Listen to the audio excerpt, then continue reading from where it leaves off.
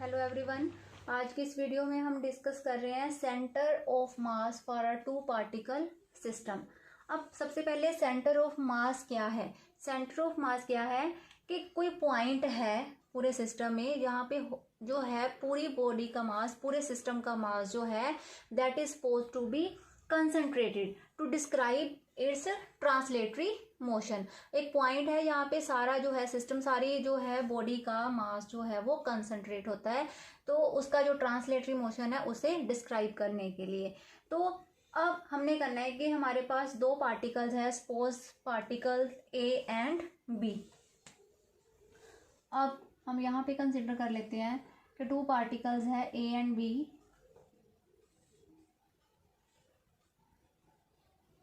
यहाँ पे particle A और यहाँ पे पार्टिकल बी। ये एक्स एक्सिस, ये वाई एक्सिस और ये है इसका ओरिजिन ओ। तो हम कंसिडर कर लेते हैं कि जो ए पॉइंट है वो ओरिजिन से जो है उसका पोजीशन वेक्टर वो कितना है, r1 vector. r1 is position vector of point particle A from origin. उसके बाद जो है सेकेंड पार्टिकल है बी, उसका पोजीशन वेक्टर फ्रॉम ओरिजिन वो हम कंसिडर कर लेते हैं कि दैट इज r2। अब उसके बाद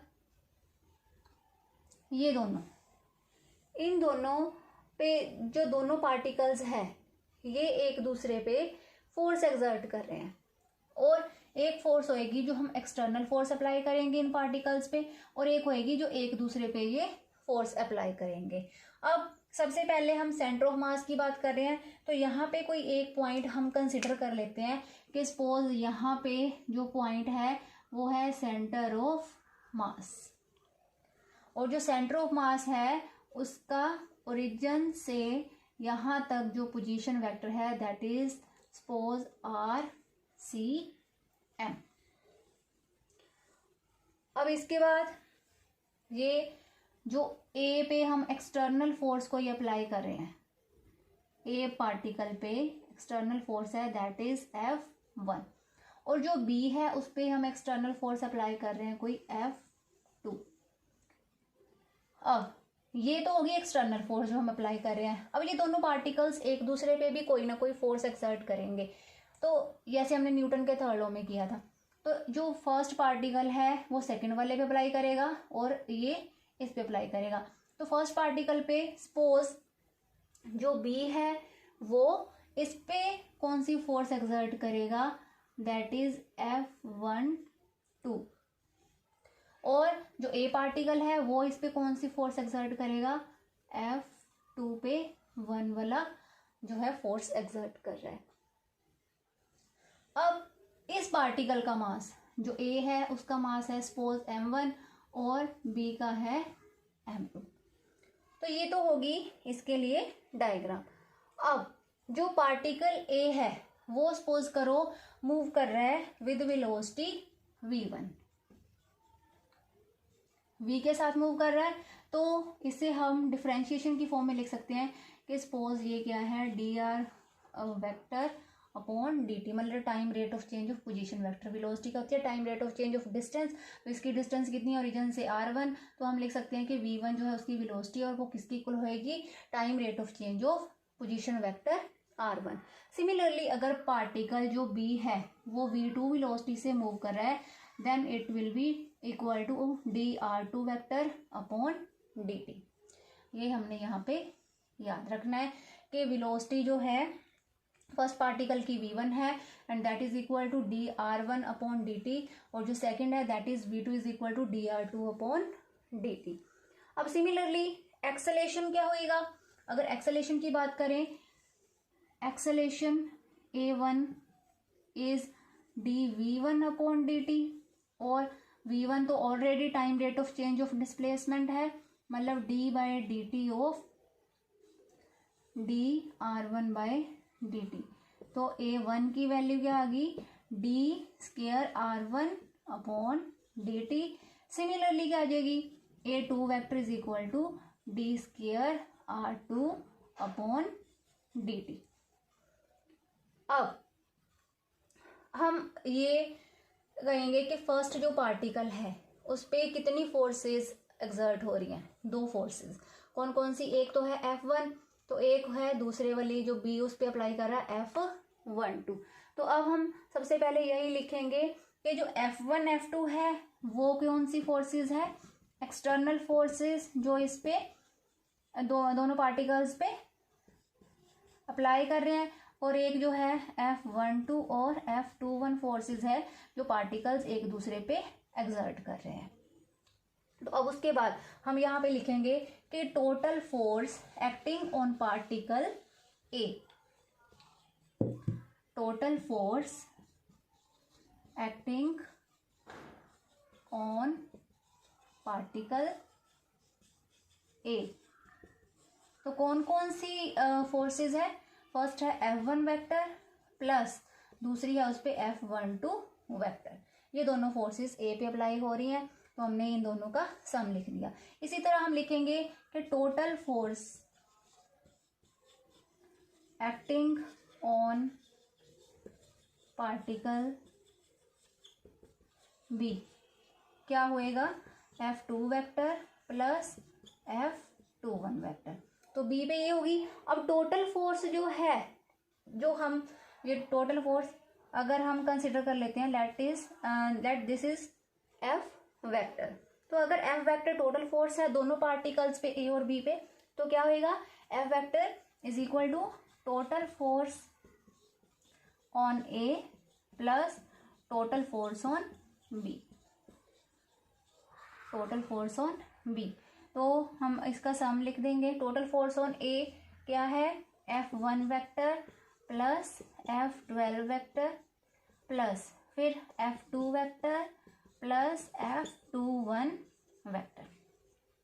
अब क्या है, इन दोनों टर्म्स को हम आगे लिखेंगे और इन दोनों को पीछे लिख लेंगे, रीअरेंज करेंगे। अब इन्हें F vector is equal to F1 vector plus F2 vector plus F12 vector plus F21 vector. Now according to Newton's third law of motion, Newton के थर्ड लॉ के अकॉर्डिंग क्या था, जो F12 था वो क्या किसके इक्वल था, माइनस ऑफ F21।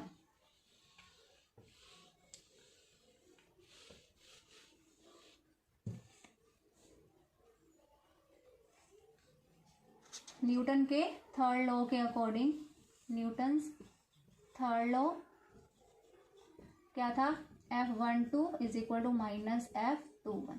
तो हम यहाँ पे लिख सकते हैं, या फिर इसे इधर ले जाएंगे तो क्या है, F12 plus F21 is equal to 0। तो यहाँ पे इस इक्वेशन में यहाँ पे हम 0 पुट कर सकते हैं। तो क्या पुट कर दिया हमने यहाँ पे, और हमारे पास क्या आ गया, F vector is equal to F1 vector plus F2 plus 0, मतलब F vector is equal to F1 vector plus F2 vector. ये आ गया। अब इसे हम इक्वेशन नंबर 1 कंसिडर कर लेते हैं। Let this is equation number 1। अब न्यूटन के सेकेंड लॉ के according, according to Newton's second law of motion क्या था, जो ये दोनों फोर्सेस हैं F1 और F2, इनकी वैल्यू हमने लिखनी है। तो वो था time rate of change of momentum. तो F1 vector is equal to क्या आ जाएगा, d/dt ऑफ फर्स्ट पार्टिकल की मोमेंटम कितनी होएगी, m1 v1। और अगर सेकेंड वाले की लिखे तो वो क्या होएगी, F2 vector is equal to d/dt of m2 v2। अब इन दोनों की वैल्यूज इक्वेशन नंबर 1 में पुट कर देनी है यहाँ पे। तो क्या आएगा, पुट करके हमारे पास F vector is equal to d/dt of m1 v1 vector plus d/dt of m2 v2 vector. अब देखो मास कांस्टेंट है, मास की डिफरेंशिएशन नहीं होती, और उसके बाद जो v1 है उसकी वैल्यू हमने लिखी थी dr1 अपॉन dt। तो अब हम क्या लिखेंगे कि F वेक्टर जो है m1 की डिफ्रेंशिएशन नहीं होएगी तो m1 जो है वो कांस्टेंट रहेगा। ठीक, तो d by d t m1 v1 की आएगी dr1, या फिर ये d बाई डी टी हमने यहाँ पे कॉमन निकाल लिया। उसके बाद m1 v1 vector plus m2 v2 vector. अब यहाँ पे हम जो हमने स्टार्टिंग में जब स्टार्ट किया था तो v1 is equal to dr1 upon dt था और v2 क्या था dr2 अपॉन dt, जो हमने स्टार्टिंग में ही इक्वेशंस लिखी थी। तो वो वाली वैल्यूज अब हमने यहाँ पे पुट करनी है। तो हमारे पास क्या आ जाएगा,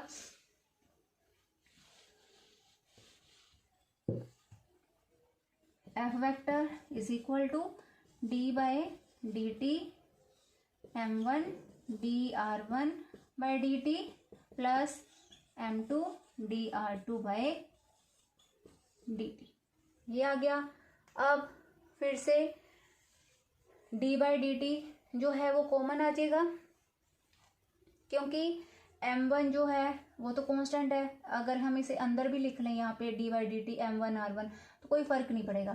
तो d बाई डी टी यहाँ पे आ जाएगा d by d t of, पहले हमने सिंप्लीफाई किया m1 r1 vector plus d by d t of m2 r2 vector. तो फिर उसके बाद d बाई डी टी, फिर से d by d t of m1 r1 vector plus m2 r2 vector. अब यहाँ पे आ जाएगा f vector is equal to d square upon d t square m1 r1 vector plus m2 r2 vector.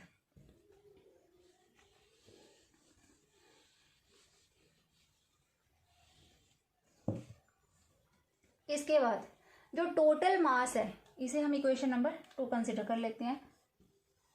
अब total mass जो है body का वो होएगा m1 प्लस m2, क्योंकि हम 2 पार्टिकल्स की बात कर रहे हैं।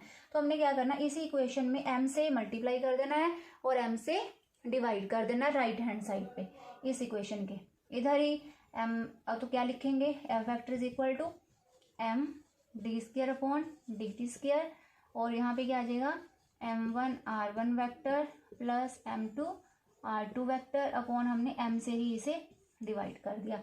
तो अब जो m है, m की वैल्यू m1 प्लस m2 है, तो बाहर हम एज इट इज ही लिख लेंगे m को, कैपिटल M को, और जो है यहाँ पे हम लिखेंगे f vector is equal to m d square upon यहाँ पे आएगा डी टी स्क्वायर, ये डी टी स्क्वायर है, d square upon d t square m1 r1 vector plus m2 r2 vector upon m1 plus m2, ये आ गया। अब इसके बाद अब according to Newton second law of motion हमें पता है f is equal to ma। तो अगर हम बात करें कि अगर टोटल फोर्स f है और जो एक्सेलेरेशन है सेंटर ऑफ मास का, तो वो क्या है a cm हमने कंसिडर कर लिया, तो f इज इक्वल टू क्या होएगा m a। सिमिलरली यहाँ पे क्या है, जो a cm है दैट इज इक्वल टू, अगर हम इसे कंपेयर करें, इसे हम इक्वेशन नंबर 3 कंसिडर कर लेते हैं और इसे हम इक्वेशन नंबर 4 कंसिडर कर लेते हैं। अगर हम कंपेयर करें इक्वेशन 3 एंड 4 को, कंपेयरिंग इक्वेशंस 3 एंड 4, हमारे पास क्या आ जाएगा, लेफ्ट हैंड साइड पे f है, m है यहाँ पे, तो a cm मतलब सेंटर ऑफ जो है acceleration is equal to d square upon d t square, और यहाँ पे आ गया m1 r1 vector plus m2 r2 vector upon m1 plus m2। अब जो एक्सेलेरेशन है, एक्सेलेरेशन होता है d square upon d t square, और यहाँ पे r आ जाता है। तो ये तो हम सेंटर ऑफ मास की बात कर रहे हैं, तो ये क्या होएगा, मतलब अगर हमारे पास आर सी एम जो है गिवन है ये वाला, अगर एक्सेलेरेशन सेंटर ऑफ मास का है तो जो पोजीशन वेक्टर है वो भी क्या होएगा सेंटर ऑफ मास। तो ये हम कंपेयर कर सकते हैं कि आर सी एम, ये क्या आ गया हमारे पास m1 r1 vector plus m2 r2 vector upon m1 plus m2, क्यों आया? क्योंकि हम इसे लिख सकते हैं यहाँ पे कि ए सी एम जो है d square upon d t square और किसका आर सी एम का डेरिवेटिव। तो इसीलिए हमने इसी से कंपेयर करके ये आ गया हमारे पास position vector centre of mass का। जिस पॉइंट पे सेंटर ऑफ मास जो है जो सेंटर ऑफ मास है उसका ओरिजिन से पोजीशन वेक्टर आर सी एम ये वाला आ गया। अब इस पे जो है स्पेशल केसेस हैं, 3 स्पेशल केस है। सबसे पहला स्पेशल केस है कि अगर सेंटर ऑफ मास जो है वो ओरिजिन पे लाई कर रहा है, ये वाला जो है पॉइंट यहाँ पे लाई कर रहा है ओरिजिन पे, तो क्या होएगा?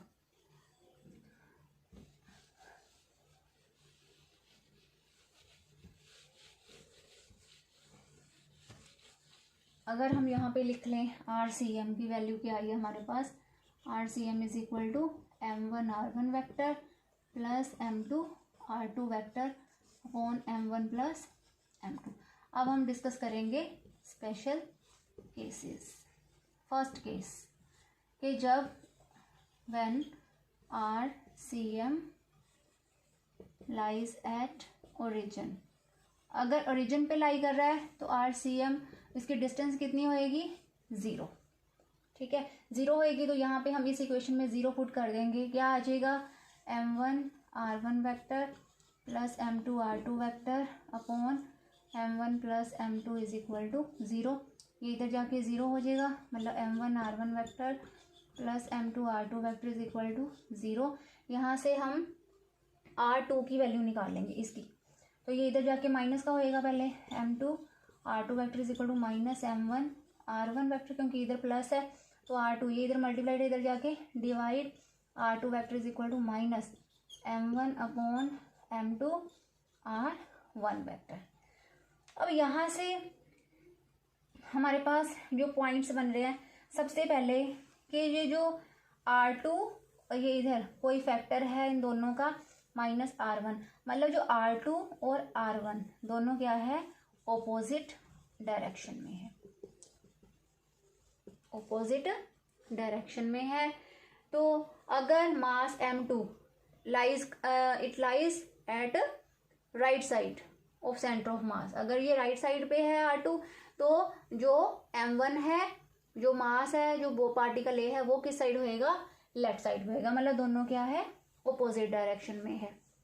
फिर अगर मान लो कि m2 is greater than m1, अगर ये वाला मास इससे ज़्यादा है, फिर क्या होएगा? अगर ये ज़्यादा है तो ये r2 उसकी जो पोजीशन वेक्टर है वो क्या होएगा? इनवर्सली प्रोपोर्शनल, तो r2 will be less than r1, तो r2 जो है लेस देन r1। इसका मतलब जो सेकंड पार्टिकल है उसकी डिस्टेंस जो है क्लोज है cm, मतलब सेंटर ऑफ मास के, तो it will lie close to centre of mass second particle, अगर इसका मास ज़्यादा है उससे। ठीक, उसके बाद अब सेकंड केस जो है, सेकंड केस में अगर दोनों पार्टिकल्स का मास सेम है, if both particles have equal mass, second case is if m1 is equal to m2, suppose it is m, we can see, तो इस इक्वेशन में पुट कर देना है हमें। तो आर सी एम ये क्या आ गया? m1 vector plus m2 vector upon m1 m plus m, तो m ऊपर से कॉमन आ गया, r1 vector plus r2 vector upon 2m, m के साथ m कैंसल, तो position vector of centre of mass is equal to average of position vector of two particles, मतलब अगर दोनों पार्टिकल्स का मास सेम है तो सेंटर ऑफ मास बिल्कुल सेंटर में लाई करेगा, इन दोनों की एवरेज आ रही है। क्लियर? अब इसका जो थर्ड पॉइंट है, थर्ड पॉइंट में हमने देखा था जो थर्ड केस है कि हमारे पास जो f आया था वो आया था f1 प्लस f2, और जो प्लस f12 प्लस f21 ये क्या हो गया था? 0 हो गया था according to Newton third law of motion.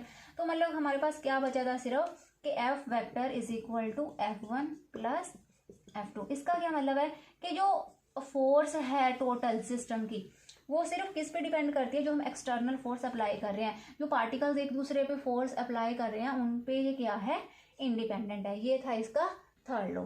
तो ये था centre of mass for a two particle system. इसके बाद हम हमारी नेक्स्ट वीडियो में करेंगे centre of mass of a system of n particles.